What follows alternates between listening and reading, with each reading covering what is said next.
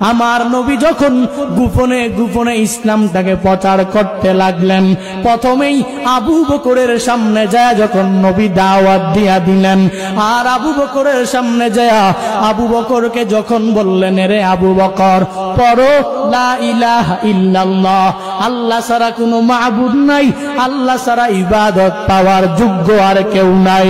আবু বকর বলে, আমি আমার নবীর চেহারা মুবারক দেখে আমার নবীকে আমি বিদায় করে দিতে পারি নাই, আমার নবীকে আমি বিতাড়িত করতেও পারি নাই, বরং আমার নবীর চেহারা মুবারক দেখে দেখে আমি কালিমা পড়ে পড়ে মুসলমান হয়ে গেলাম।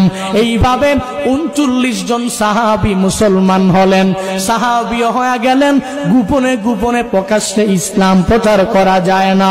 আবু বকর 39 জন সাহাবী মুসলমান যখন হয়ে গেলেন, এই সাহাবীগুলো মুসলমান হয়ে যখন আমার নবীর কাছে দরসে বসে, মসজিদে নববীতে না বরং বাইতুল্লাহর ভিতরেও সুন্দরভাবে বসতে পারে না, গোপনে গোপনে ইসলামটাকে নিয়ে যখন প্রচার করতে লাগলেন, আবু বকর আমার নবীর কাছে আইসা আমার নবীর কাছে আবদার করে আর বলে, ও নবী আমার, আমি আবু বকরের মন চায়। কি মন চায়? বলে, আমি আবু বকর ইসলাম ধর্ম গ্রহণ করার পরে আমার বুকের মধ্যে, অন্তরের মধ্যে আমার একটা মাত্রই ব্যথা। আমি কালিমা পড়ে পড়ে মুসলমান হওয়ার পরেও আজ পর্যন্ত আমি কালিমার দাওয়াত প্রকাশ্যে দিতে পারি নাই। ও নবী আমার, মন চায় বাইতুল্লাহর সামনে যা আমি আবু বকর একটু কালিমার দাওয়াত দিতে মন চায়। আমার মন চায় আমি বাইতুল্লাহর সামনে দাঁড়ায় একটু খুতবা পাঠ করে। আমার নবী বলেন, রে আবু বকর, তোমার মনের মধ্যে যেই ব্যথা আমি নবীর মধ্যে তো একই ব্যথা।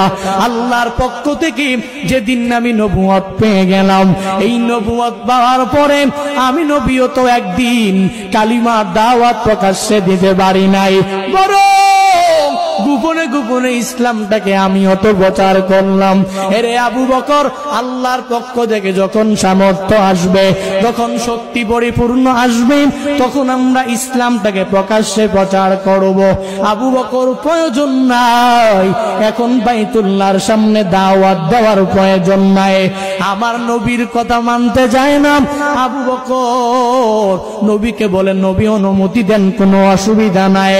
আমার নবী বলেন, তাহলে যাও যেহেতু এতই মন চায়, ও আবু বকর, আমি তোমাকে অনুমতি দিয়া দিলাম। আবু বকর আমার নবীর অনুমতি পাইয়া বাইতুল্লাহর সামনে যা যখন কালিমার দাওয়াত দিতে লাগলেন, কালিমার ওই